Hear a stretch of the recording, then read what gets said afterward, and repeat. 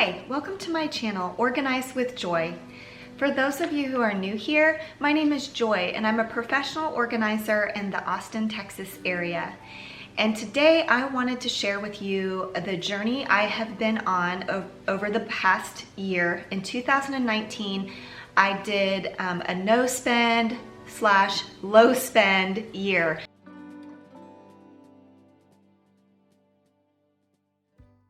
I say low spend because I didn't cut out all categories. I was specifically focused on clothing and home decor because these are areas that I felt like as I've journeyed through purging and getting rid of things, that those are the items that I find myself getting rid of the most. So I just wanted to quit cold turkey and stop the inflow of things for an entire year.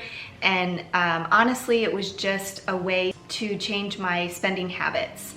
So I wanted to share with you today just what I've learned over this past year. And if you're interested, I do have a website with a blog, and I have been chronicling this entire process with reflections after each month.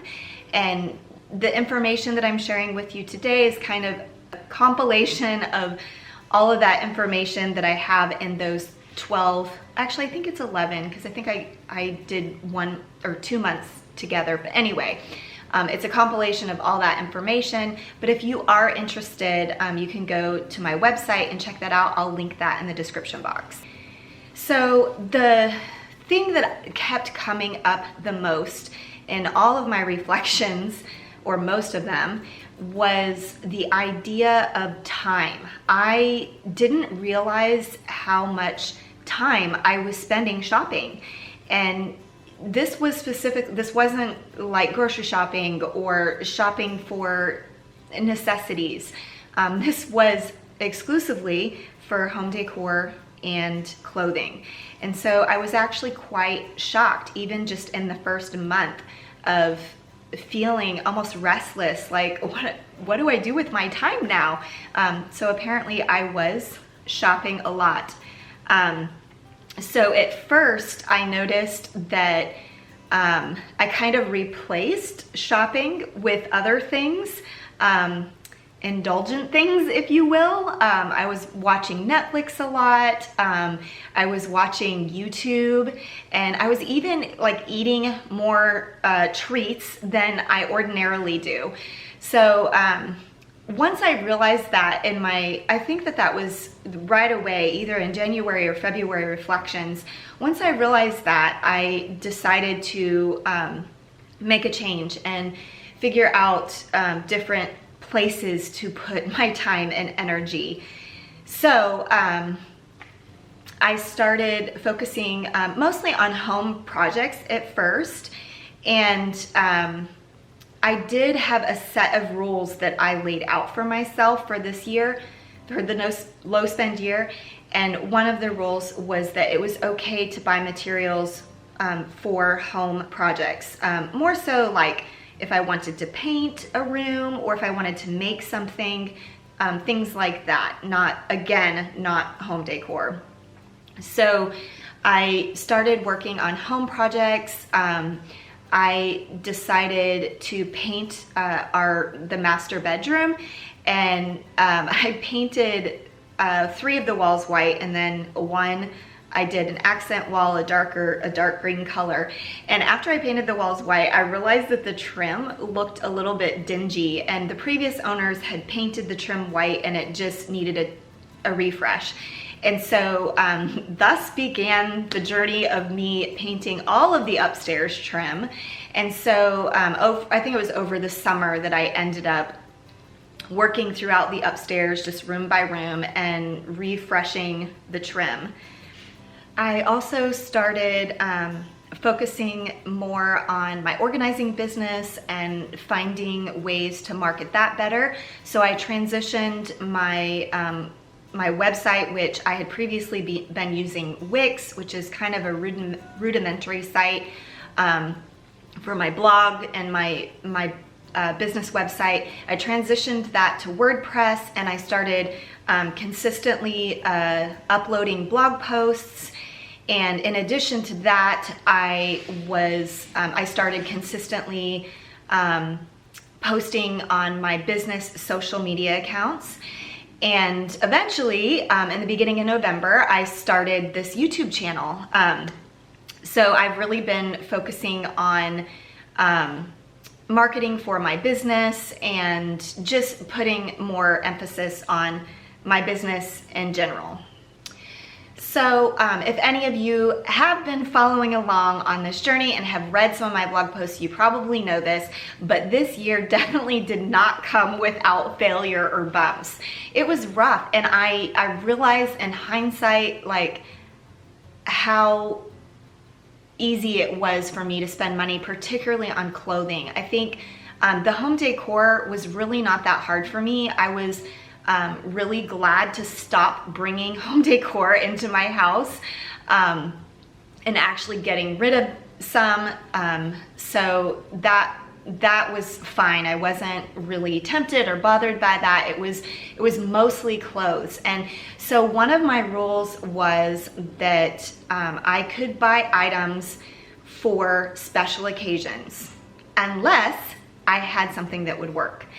And so the first time I encountered a problem with this, our son graduated from high school in May, and I had talked myself into I needed a new dress for his graduation because it was a milestone event and I needed a new dress.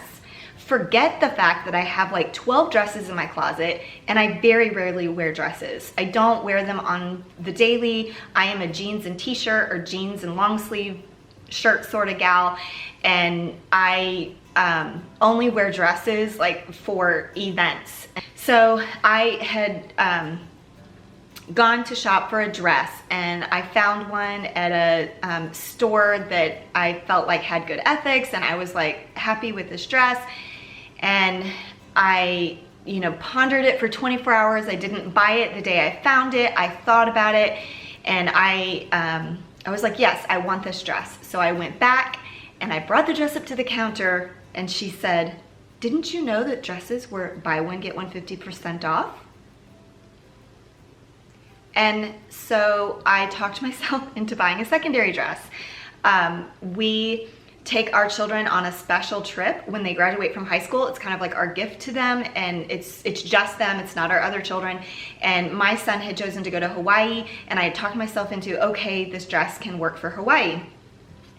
So bought the two dresses, brought them home, tried them on with the different pieces that I was anticipating, and all of a sudden I see this dress in the light of my own full-length mirror, and I decide this dress looks hideous on me. So I decide I'm taking the dresses back. I returned both dresses, and I chose to wear a dress that I had previously worn to a wedding, and I just styled it differently, and it worked, and I was happy. I felt comfortable in it, and so I was really glad that I made that decision.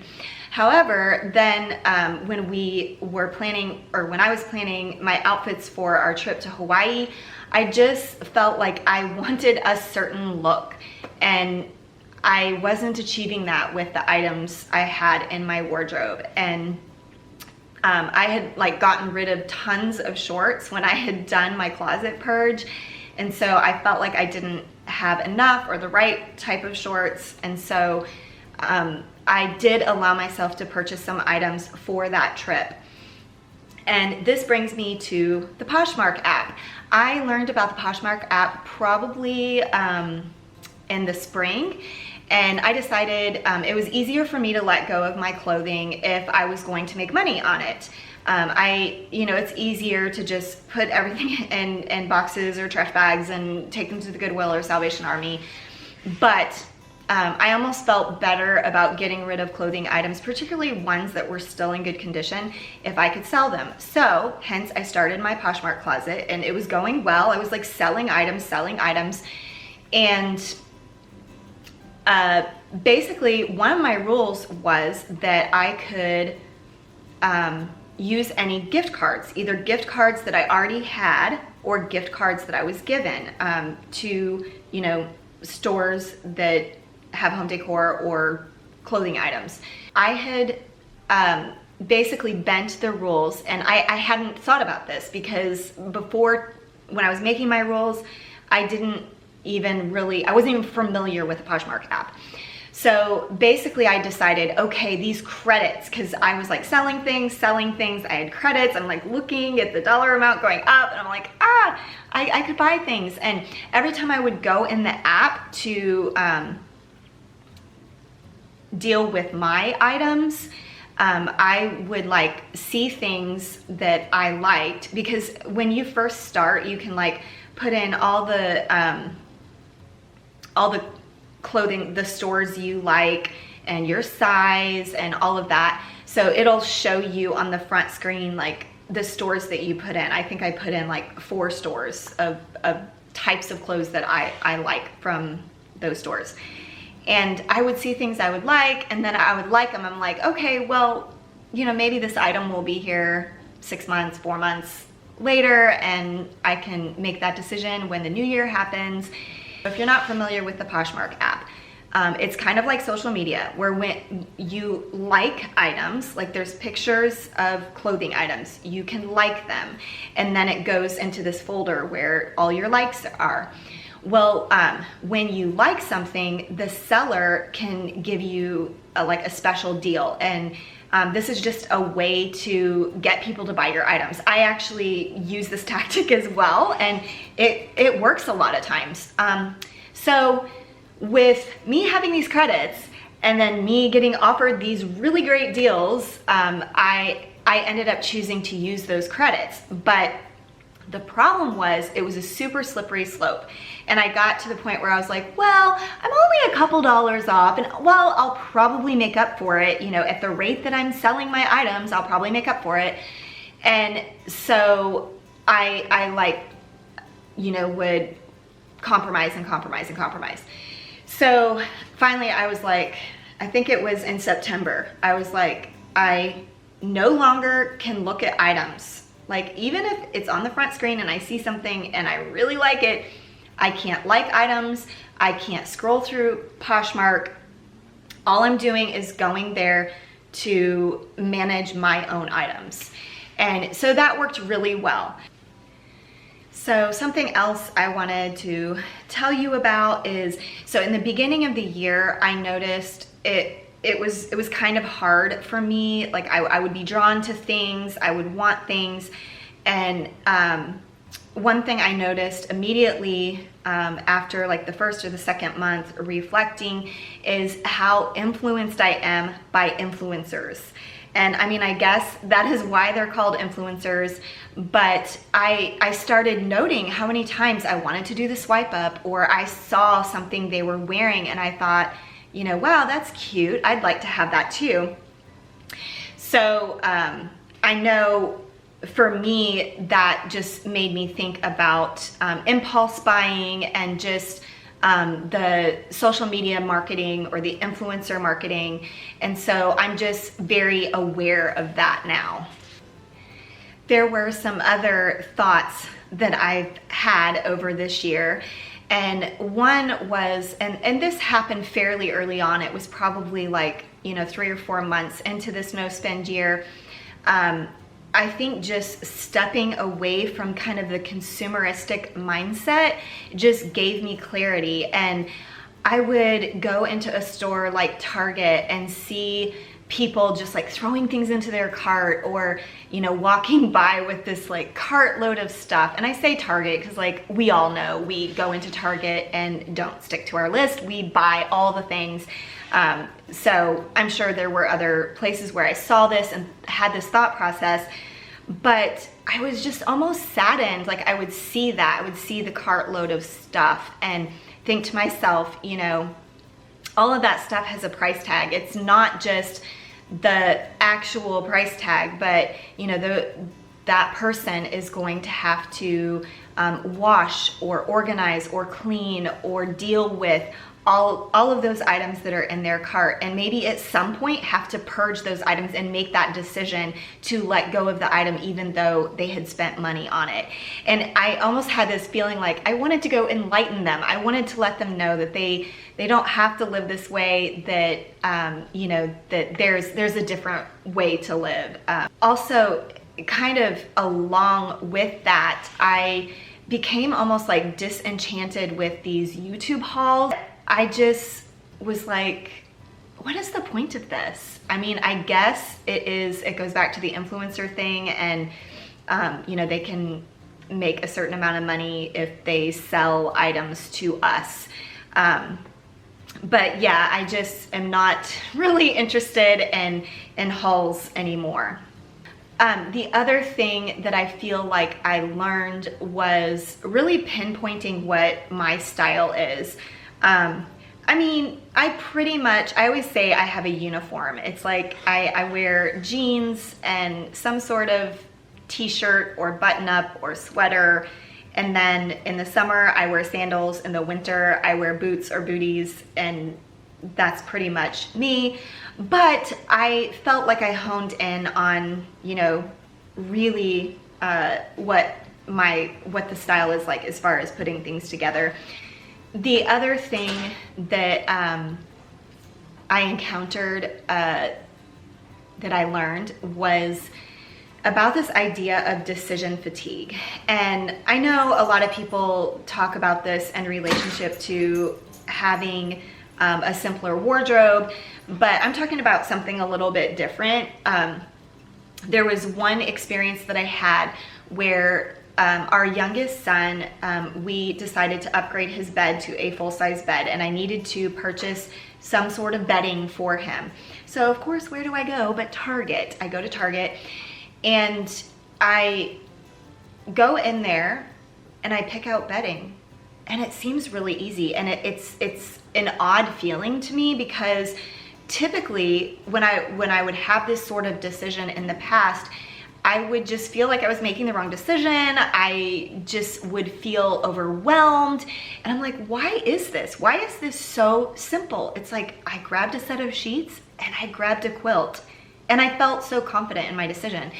And after like pondering it, I realized that it was easy because I had not had to make tons of other decisions. In the past, I would go into Target, and before even getting to my list, I would peruse all of the clothing items, and I would look through all the home decor and the candles and all the things. And of course, when you're just browsing, you're gonna find things that you're drawn to. You're gonna find things that you like or that you want. And so I was having to make all these decisions on the spot. Do I want this t-shirt? Do I want this pair of shoes?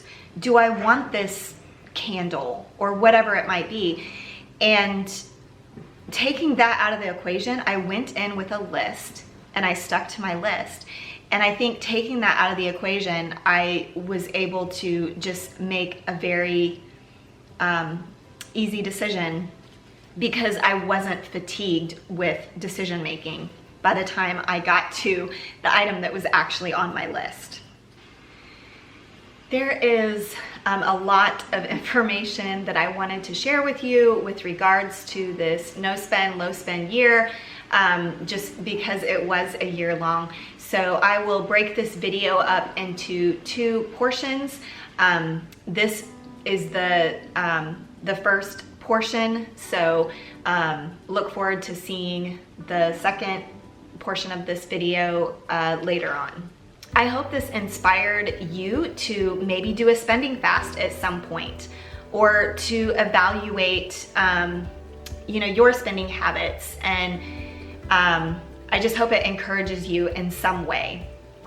Well, thank you for watching this video. Thank you for taking the time to listen to my story about my low spend year, no spend year, low spend year journey, and I hope you have a wonderful day.